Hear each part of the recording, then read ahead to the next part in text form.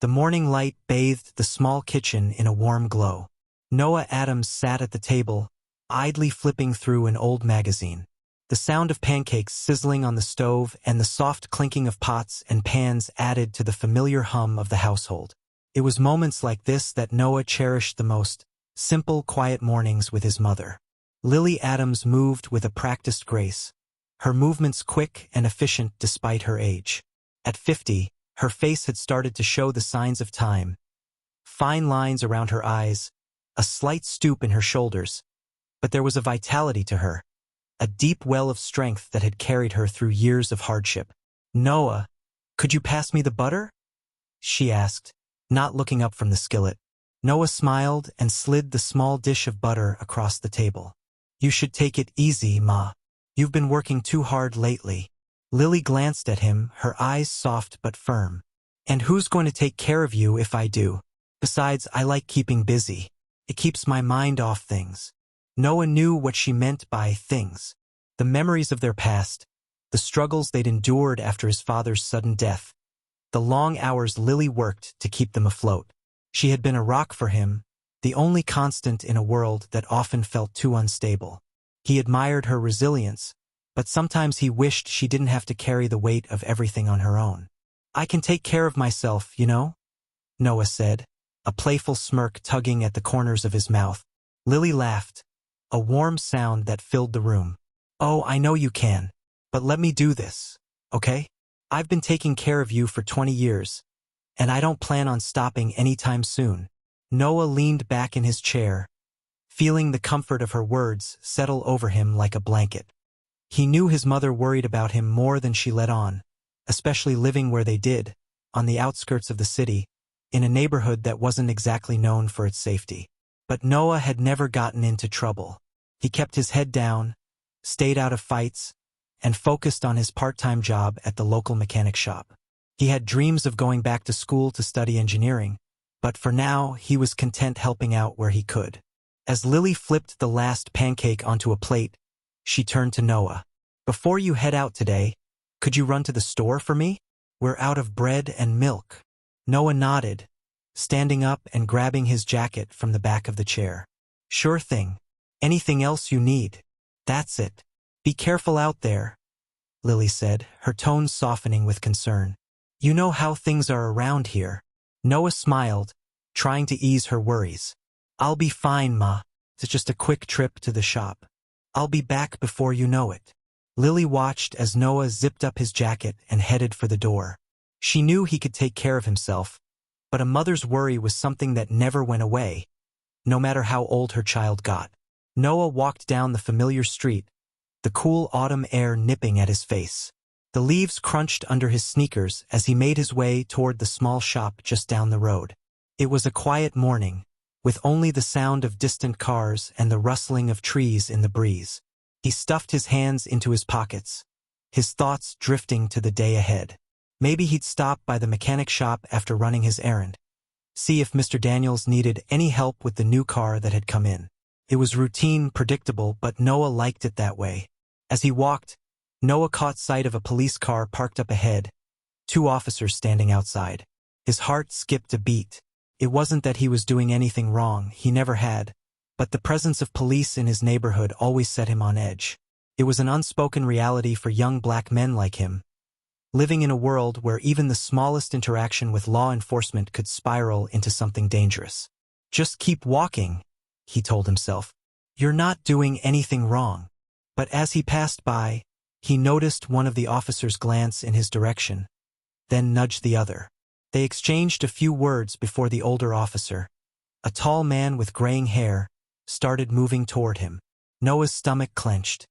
He could feel their eyes on him, the weight of their suspicion heavy in the air. "Hey, you!" the officer called out. "Stop right there." Noah paused, his breath catching in his throat. His mother's voice echoed in his head, the constant warnings about being careful, about how to interact with the police. He raised his hands slightly, palms out, to show he wasn't a threat. "Can I help you, officers?" Noah asked, keeping his voice calm and measured. The second officer, younger and more aggressive-looking, approached him quickly. "Turn around," he ordered, pulling out a pair of handcuffs. What? Wait. What's going on? Noah's confusion turned to panic as he felt the cold metal snap around his wrists.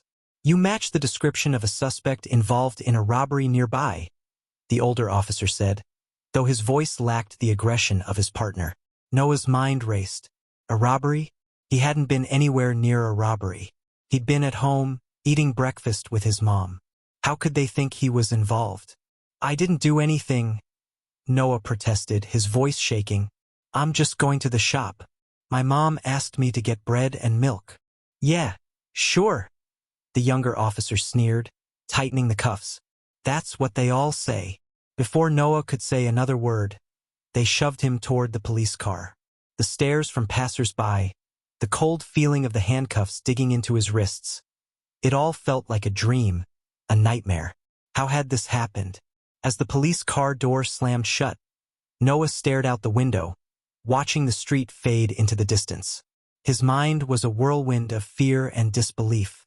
How could everything go wrong so quickly? The inside of the police car smelled of stale coffee and sweat.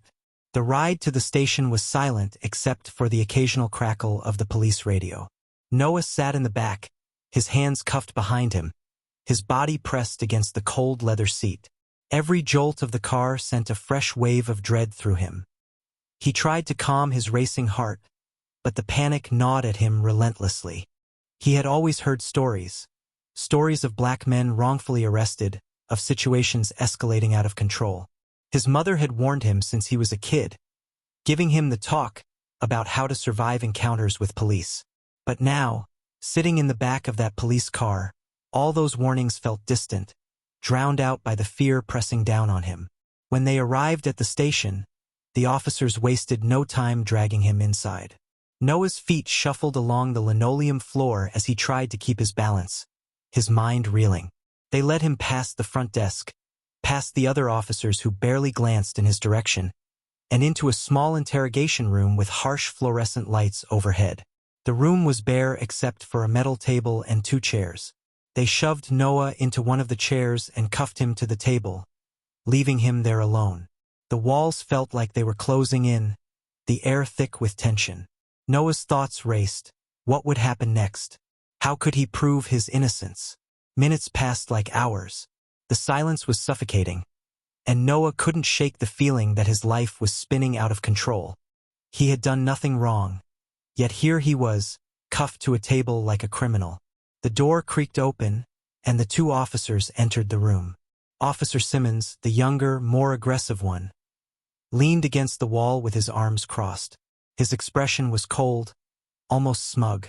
Officer Jones, the older one with graying hair, took a seat across from Noah. There was a heaviness to his demeanor, a weariness that contrasted with Simmons' sharp-edged intensity. "We know what you did," Simmons said, his voice cutting through the silence. Noah blinked, his confusion deepening. "I don't know what you're talking about. I didn't do anything." "You fit the description of a suspect involved in a robbery nearby," Jones said, his tone more measured than his partner's. "We got a call about a young black male wearing a dark jacket. You were seen in the area." Noah's heart pounded in his chest. "I didn't rob anyone," he insisted. "I was at home with my mom. She sent me to the store to get groceries. That's all I was doing." Simmons scoffed. "You expect us to believe that? You just happened to be out walking at the exact time a robbery took place." "I swear I wasn't anywhere near it," Noah said, his voice trembling with frustration. "You can ask my mom. She'll tell you." Jones glanced at Simmons, a hint of doubt flickering in his eyes. Noah noticed it, an unspoken hesitation, a sign that not both officers were convinced of his guilt. But Simmons wasn't backing down. He paced the small room, circling Noah like a predator waiting for the right moment to pounce. "You think we don't hear stories like yours all the time?" Simmons sneered, his voice laced with disdain. "Good kid, just going to the store. You know what happens to good kids who lie to the cops." Noah stared at him, struggling to hold his gaze.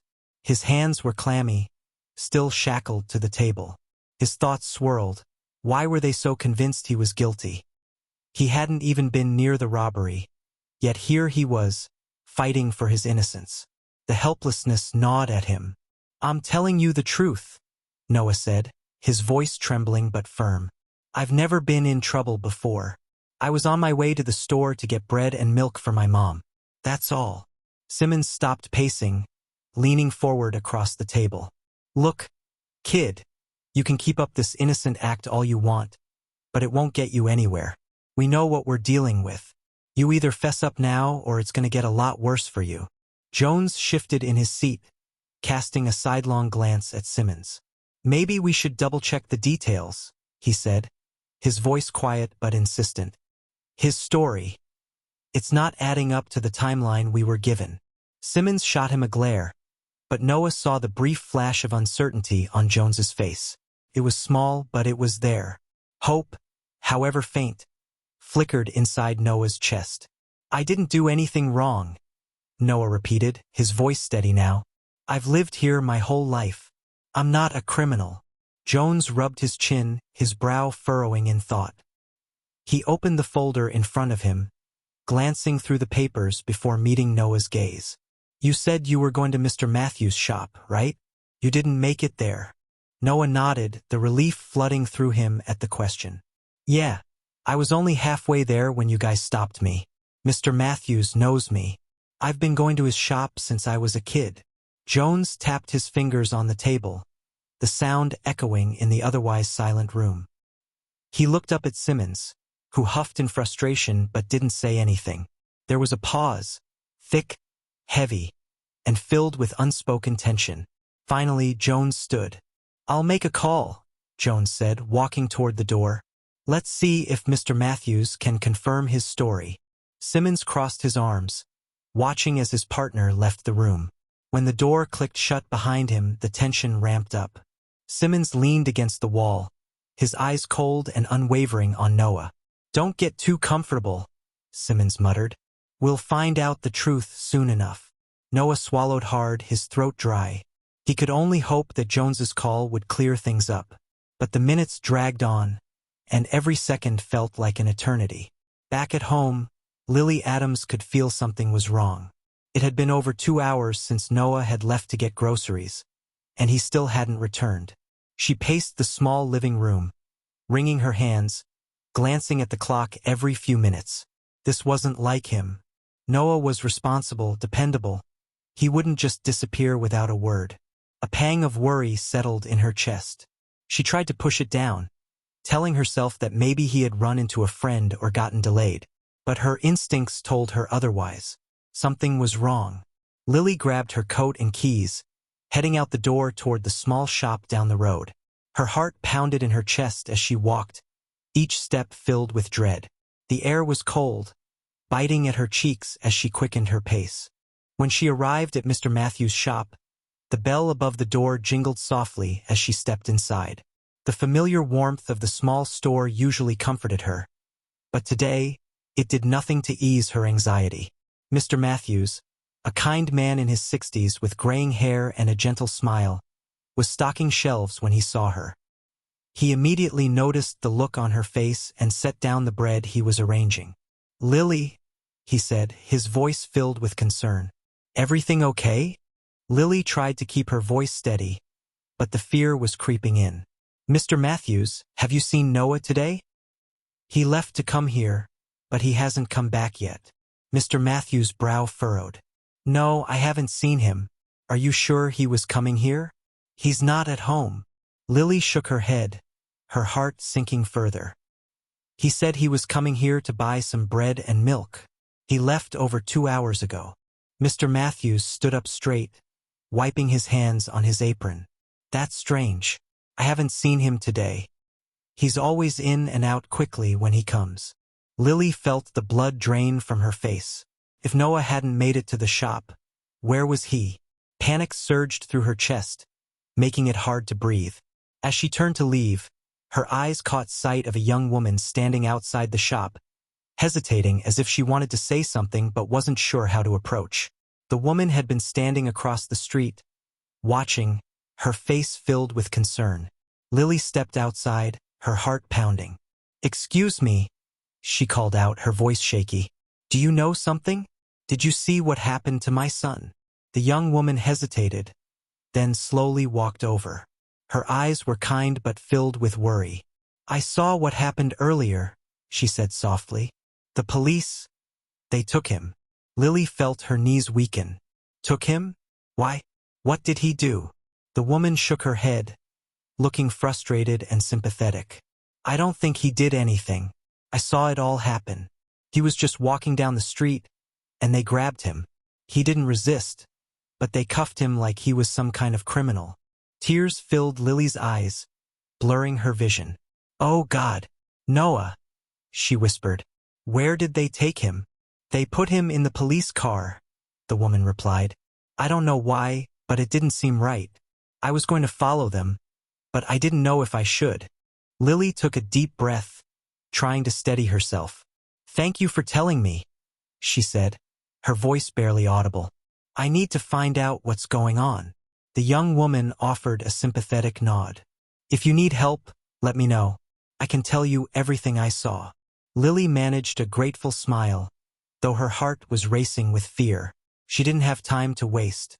Her son was in trouble, and she needed to get to him before things spiraled out of control. Back at the station, Noah sat in the interrogation room, his heart pounding in his chest as he waited for Officer Jones to return. He had never been in this kind of situation before, never had to prove his innocence for something he hadn't even done. The fear gnawed at him, a constant thrum of anxiety that made it hard to think straight. The door creaked open, and Jones stepped inside, followed by a man Noah hadn't seen before, Captain Wallace. He was older, with salt and pepper hair and a stern expression, but there was something in his eyes that wasn't as cold as Simmons. "Mr. Adams," Wallace began, taking a seat across from him. "It seems there's been a misunderstanding." Noah's breath caught in his throat, a wave of relief washing over him, but it was mixed with anger and frustration. "A misunderstanding?" he echoed, his voice tight. "You arrested me without telling me why. You treated me like a criminal." Wallace held up a hand, his expression calm. "We've spoken with Mr. Matthews, the shopkeeper you were heading to, and we've verified your story. You weren't anywhere near the scene of the robbery we were investigating. The description we were given was vague, and unfortunately, you matched what we were looking for." Noah stared at him, his heart still pounding. "So that's it? I'm just supposed to accept that this was a mistake and go home?" Jones shifted uncomfortably in his seat, guilt flickering across his face. "Look, I know this isn't fair. We were just following protocol, but clearly we got the wrong guy. I'm sorry for how things went down." Noah clenched his fists, the anger rising inside him. He thought of his mother, how worried she must be, and how everything could have turned out so much worse if things had escalated. "Sorry isn't enough," Noah said quietly, his voice hard. "This kind of thing happens all the time. People like me get arrested just because we fit the description. I could have been hurt, or worse." Wallace nodded solemnly. "You're right, and I don't expect an apology to fix what happened here. But I can assure you, we're going to look into how this was handled and make sure it doesn't happen again." Noah stood, the frustration and exhaustion weighing him down. He had no energy left to argue or fight. He just wanted to go home, to be with his mother and try to forget this nightmare. "You're free to go," Wallace said, standing and unlocking the handcuffs around Noah's wrists. "We'll make sure this incident is cleared from your record." Noah rubbed his sore wrists, glancing at Jones, who looked as though he wanted to say something but couldn't find the words. Without another word, Noah left the room, walking down the cold, sterile hallways of the station until he stepped outside into the fresh air. The sun was setting, casting long shadows across the pavement. He took a deep breath, feeling the weight of the day slowly lift from his shoulders. But the anger still simmered beneath the surface, and he knew this wasn't something he could just walk away from. Noah returned home to find his mother waiting for him on the porch. Her eyes were red from crying, and the moment she saw him, she rushed forward, pulling him into a tight hug. "Noah, baby, are you okay?" Lily whispered, her voice trembling with relief. "I've been so worried." Noah hugged her back, feeling the warmth of her embrace seep into his bones. "I'm fine, Ma," he said, though his voice lacked conviction. "It's over now." Lily pulled back, cupping his face in her hands as she looked him over, her eyes filled with concern. "What happened? Why did they take you?" Noah took a deep breath, the weight of the day settling in his chest. "They thought I was involved in a robbery. I matched the description of someone they were looking for." Lily's eyes widened in horror. "But you didn't do anything.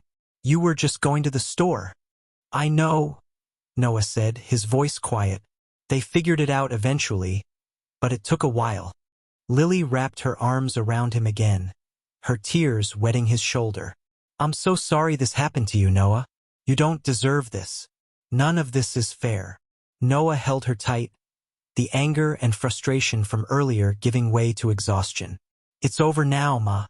Let's just try to forget about it." But Lily shook her head, pulling back to look at him with fierce determination in her eyes. "No, Noah. We can't just forget about this. What if it happens again? What if next time, it's worse?" Noah didn't have an answer for her. He was still trying to process everything himself. The fear, the helplessness, the anger. He didn't know what to do or how to move forward. Over the next few weeks, Noah found himself replaying the events of that day over and over in his mind.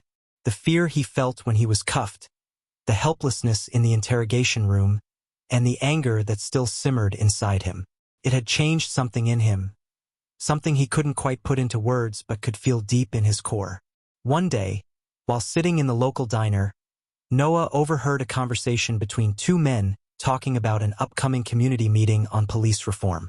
The meeting was being held at the community center a few blocks from his house, and people were gathering to discuss ways to improve relations between the police and the local community. Noah felt a flicker of curiosity. He had never been involved in community meetings or activism before, but something about it resonated with him. He didn't want to be just another young black man who had been wrongfully detained. He wanted to make sure that the next time something like this happened, there would be people fighting against it. The following day, Noah went to the meeting. The community center was packed with people. Some young, some old, but all of them sharing the same concern about police practices and racial profiling. Noah sat in the back, listening as speakers took turns at the podium, sharing their stories and ideas for change. As he listened, he realized he wasn't alone.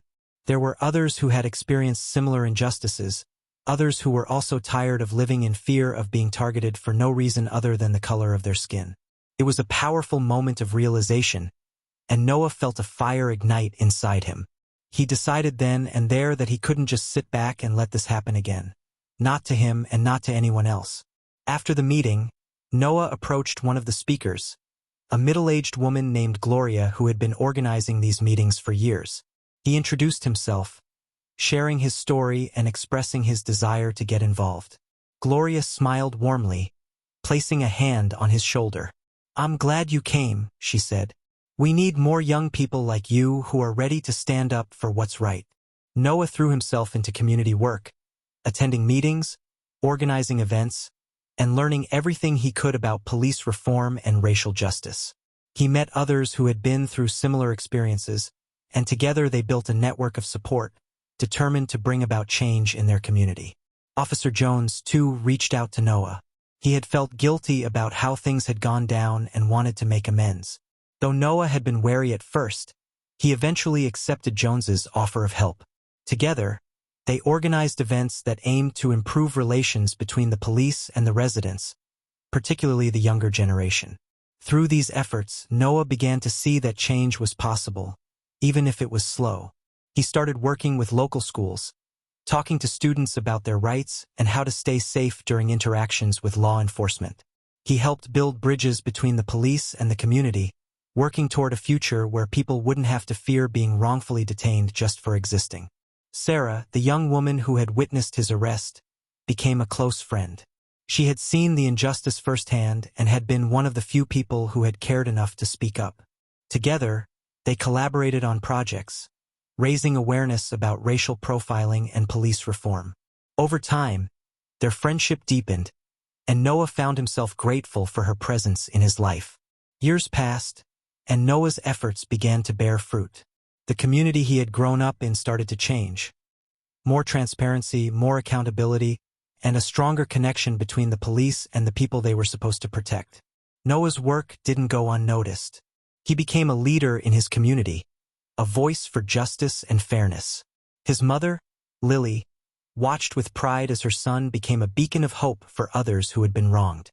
One day, as Noah walked down the same street where he had been wrongfully detained years before, he felt a sense of peace. The memory of that day still lingered, but it no longer haunted him. It was simply a reminder of how far he had come, and how far he had yet to go. The world wasn't perfect, and there was still work to be done. But Noah had learned that even in the face of injustice, there was always a way forward, and he was determined to keep moving forward no matter what. Thank you so much for staying with me until the end of the story. If you felt the emotional twist of this tale, then I have done a good job. This kind of story reminds us the complications that exist in our world and how sometimes the unexpected happen when least expected. If you enjoy this, please don't forget to hit the like button. Share your thought in the comment and of course subscribe to the channel for more stories that narrate deep into the daily human experiences. Until next time, stay curious and stay inspired. I'll see you in the next video.